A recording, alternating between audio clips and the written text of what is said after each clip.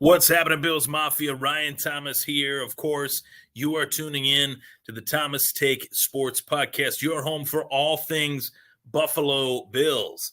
Putting the hat on here, ready to hit the microphone and ready to give you guys a great show tonight. Greatly appreciate you guys that have tuned in all off-season long as I've tried to keep you guys up to date on all things Buffalo Bills. There is so much to discuss today, tonight, whenever, wherever, however you're tuning in. Greatly appreciate the supporters. You guys have been able to find a way to tune in to me, whether it's the streams on YouTube on the Buffalo fan base, whether it's my podcast channel, the Thomas Take Sports Podcast on YouTube. If you want to stay up to date with any additional content that I do provide, go to YouTube, subscribe to the Thomas Take Sports Podcast, and you will not miss a beat. Safe to say, love to post content all off season long. So there is no off season for the Thomas Take Sports Podcast. We're only weeks away, days away from the first preseason game and weeks away from the Buffalo Bills Week 1 battle against the Arizona Cardinals. Definitely a fun one. I'm looking forward to seeing that for my Bills fandom. Looking forward to seeing that for my Dynasty League as I'll be taking Marvin Harrison Jr. in 12 days, first overall in the Dynasty League. So that'll be fun. So needless to say, I have a great podcast ahead and one that I want you guys to chime in on, fire away any and all questions that you guys have based on the takes that I'm providing. As always, I like to read those takes, speak those takes on the air, and that's just what I'm going to do tonight. So if I miss anybody, sometimes I riff and sometimes I forget to click. So I might do that again. If I do, I'll circle back. And I'll be able to, provide you guys with a great show. So let's get to it. So the subject matter of tonight's show is very important because as we've inched closer and closer to the regular season, there has been a lot that has gone on that has made this team so much different from what it was last season, mainly the big move of moving on from wide receiver Stephon Diggs. And I've talked about that quite often, but what I haven't talked about is the interaction that I'm still seeing amongst Bills Mafia members on what they feel is the situation at One Bills Drive. And it's very interesting to see everyone else's perspective. I'm not going to say I agree with it. I'm not going to say I disagree with it. I just like to kind of dabble in everyone else's perspective. Everybody else has a different, unique opinion, and I love sharing my opinion with others as I love others sharing their opinions with me.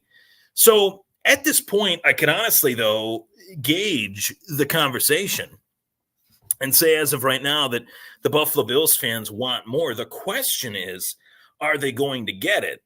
And at this point, it's, as I'm recording this, August 6th, and as well, August 7th, as this will be posted, not many fans feel like the Bills, quote unquote, did enough this offseason. I have had one fan tweet at me today speaking about how he feels the Buffalo Bills actually got worse this offseason compared to the teams in their division. Miami got better, according to this gentleman.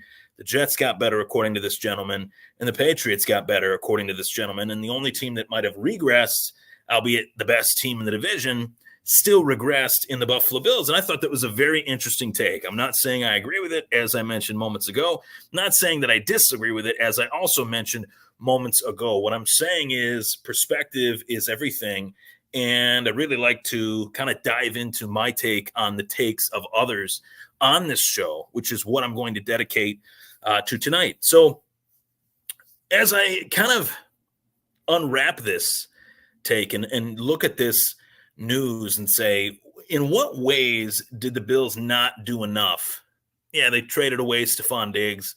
The writing was kind of on the wall, pun intended, as there's a big brick wall behind me there, on what they needed to do in their future, right? And tipping the cap to Stephon Diggs and what he did for the Buffalo Bills. He was a great player. He is a great player. There is no doubting that, but we have to move on at some point. We're in August. The Bills people in charge, they made their decision, and their decision was one that I don't think they made lightly. I think this was a decision that they had to really mull over for quite some time. And they finally made it. So with that being the case, in the form and fashion of trading away Stephon Diggs, goes to Houston. Buffalo, shortly thereafter, they signed Curtis Samuel, and then they draft Keon Coleman.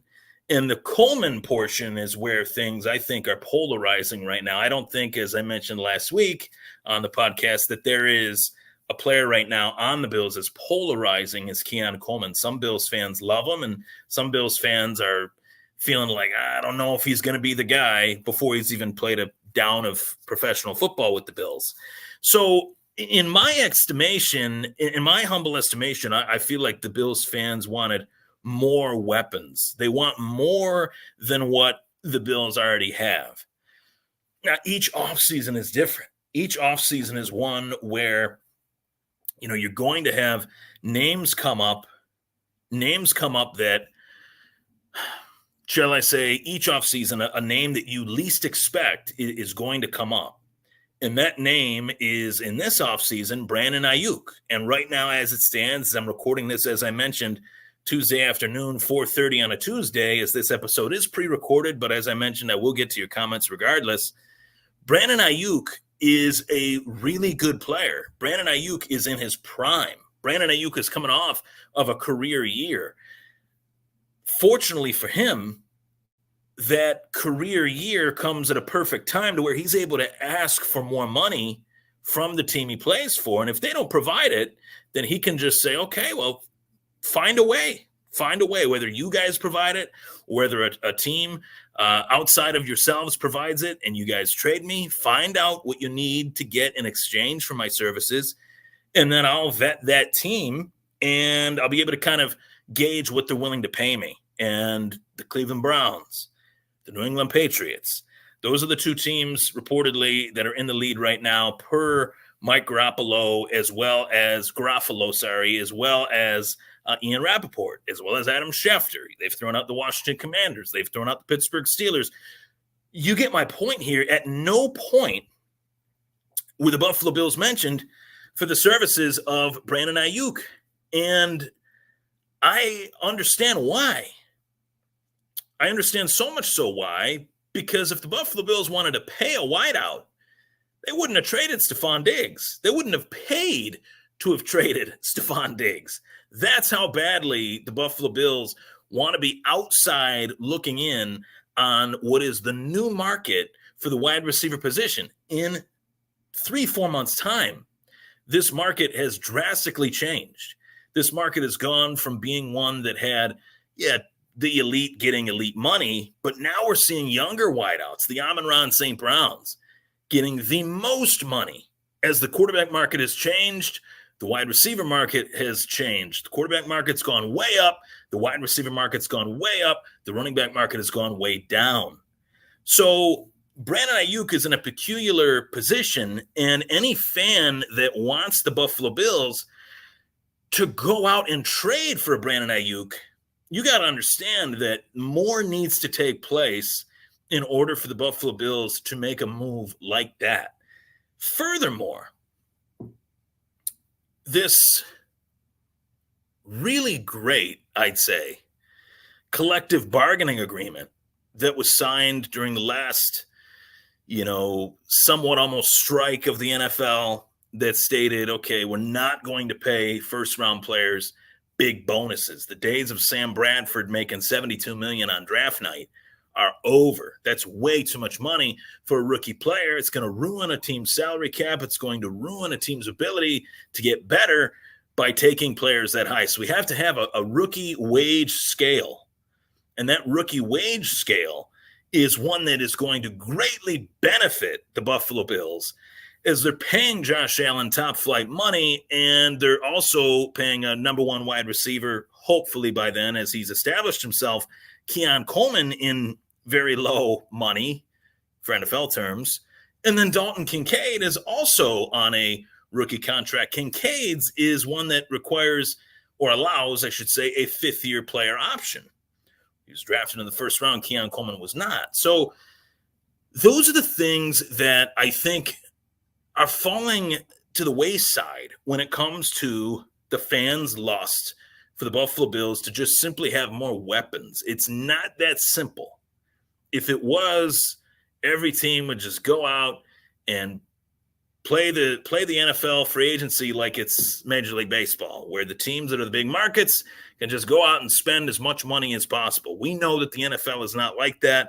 There's a salary cap, and players meet it for certain teams. Players do not for other teams. So as well, that is kind of like the more weapons, Brandon Ayuk discussion. And it's a frustrating one because I don't think there was ever a possibility the Buffalo Bills were in on Brandon Ayuk. I don't think there was ever a moment where these two teams, the 49ers and the Bills, talked about Ayuk. Now, were there moments where Deebo Samuel was brought up? Yes. Were there moments where the Bills were in other, free agency talks and things like that? Yes. But did they pertain to Brandon Ayuk? No. Now, the dominance standpoint, more dominance, that is the point that is the most crucial point.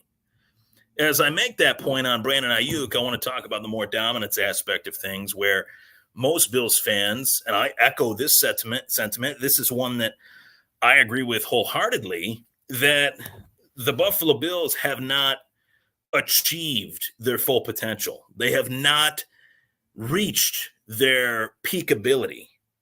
That I agree with. That I understand. That I agree with wholeheartedly, because they haven't. And for as great as Josh Allen is, and for the turnaround that Sean McDermott has had as the head coach of the Buffalo Bills, they have not had the performance that you thought they'd have or that I thought they'd have. They've not been able to get over that proverbial hump that is the Kansas City Chiefs. They've not been able to rise above the Chiefs in clutch moments. We can't explain it. Just like we couldn't explain how they couldn't get it done in the Super Bowl. It's just something, a victim of the era, whatever you want to call it, just haven't been able to get it done. Now, I hold the sentiment that maybe there's been factors that have gone against the Buffalo Bills over the years. Maybe some of those factors allude to Sean McDermott doing a little too much. Maybe those factors allude to the coaching staff now being what it is. I'm going to keep this baby on backwards. Bobby Babich, Sean McDermott, Joe Brady. Now Sean McDermott has the ability to kind of just do his job, be the head coach. Let Joe Brady run the offense. Let Bobby Babich run the defense. And feel like you can just go through the progression of how things should be. These last few years have been a little bit chaotic in terms of their coaching staff. I won't lie to you. I mean, outside of Sean McDermott, they've also lost Chad Hall, who was a highly regarded wide receivers coach. They've lost quite a few pieces, and they've had to reshift Leslie Frazier, reshift from the Brian Dable, Ken Dorsey. That didn't work out for obvious reasons. So now, how does that kind of look this year? Well, to me, it looks exciting. To me, it looks like more dominance could be able to be had because there is that consistency within their coaching staff of Joe Brady being back for a full season, of Bobby Babich, a young, hungry, gritty defensive coordinator, given his shot with a great group, with a lot of young talent on this group, up front on the D-line and in the secondary, as they've added pieces post the Poyer Hyde era. So more dominance is a vague statement, but more dominance in the sense of being a dominant team in clutch moments. Can the Bills kind of just clean up those X's and O's, those little misfires, those little miscues? Can they just meet that moment within the coaching staff? I think that's a coaching issue. And my last point on this is that do the Bills Mafia, or does the Bills Mafia, have a point. And I think a lot of it is real. I think a lot of it is true. That, yes, they do have a point that this team has not gotten it done to where they need to yet. But the key word is yet. If I were to bet on any quarterback in the National Football League, on putting the team on his back and leading his team to wins, it's Josh Allen. The only guy that you would look at as a better quarterback week in, week out than Allen right now is Pat Mahomes, and he's the best in the league right now. But Allen is right there with him. So, and I don't want to say, enjoy the moment. I think I'm kind of past that because I do remember what it was like when they had Dick Duran, Greg Williams, Mike Mularkey, even Wade. I really like Wade Phillips, though. That dude's my guy. But I do remember what it was like, and it was terrible. It was not, the Chan Gailey, I love Chan, but their teams were really bad. They were not really good, and they didn't make the playoffs for 17 years. Sean McDermott comes along, and they make the playoffs in a year where they were not supposed to be that good, and they were better than good, and they made the playoffs. So, I'm thankful for all that. But Josh, what really puts us in perspective here is that Josh Allen's in his 7th season in the National Football League. Drafted in 2018. We're looking at our calendars here. It's 2024. It's been a long time since Josh Allen was drafted. It doesn't feel like it, but it has been. And he's reaching the front 9 of his career. He's on the 7th hole. So soon he is going to be on the back 9. As soon as 3 years ago was, which really feels like yesterday, Josh Allen will be in the league for 10 years. These next few years are crucial. And yes, each year is different. Each year that's what makes the NFL so great, is that each year is different. Even the teams that are really bad the season before, they get marginally better. Look at the Chicago Bears. They've been terrible for a long time, but boy, on paper, heading into this year, they look pretty damn good. Question is, will that rubber meet the road? Will they achieve what they need to on paper in reality? A lot of teams have to answer that question. Not many teams have answered it in consecutive years the way that the Buffalo Bills have. No team has won as many games outside of the Chiefs the last 4 years than the Buffalo Bills. Josh Allen has put up numbers the last 6 years that no quarterback has ever put up. More touchdowns than any quarterback in the first 6 years of his career. More touchdowns than any player in the last 4 years. More rushing touchdowns than Saquon Barkley last season. And that's a stat that I hope changes as Buffalo's gotten a little bit better in the run game with Cook, and hopefully Ray Davis is what I think he can be. But nonetheless, I understand the quote-unquote negativity, and I don't even want to put a bow on it like that, because I get the frustration. I get the feeling of when, if not now, when. We waited 20 years for a quarterback post Jim Kelly, and we finally get one, and we haven't gotten it done for him yet. That's a hard pill to swallow. If it wasn't Jim Kelly and Thurman Thomas and Andre Reed and Bruce Smith and Darryl Talley and Marv Levy and many, many more, Thurman Thomas, if I didn't mention him, when? That I understand. I mean, you got Hall of Famer after Hall of Famer after Hall of Famer after Hall of Famer on those teams. And yet this team has been one of the best teams in the league these last 4 or 5 years, and they couldn't get it done. And the move of trading Stephon Diggs was a hallmark move that really was like a footnote in that era. The Allen Diggs era is over. We're in a new era now. Whether fans want to admit that or not, they will have to once the season gets fully rolling here. So definitely a lot of talking points tonight that I wanted to address. I've had a lot of people tweet me while this is going on in the midst of my tweet here. And let me read some responses. I mean, 9,000 people have viewed this tweet.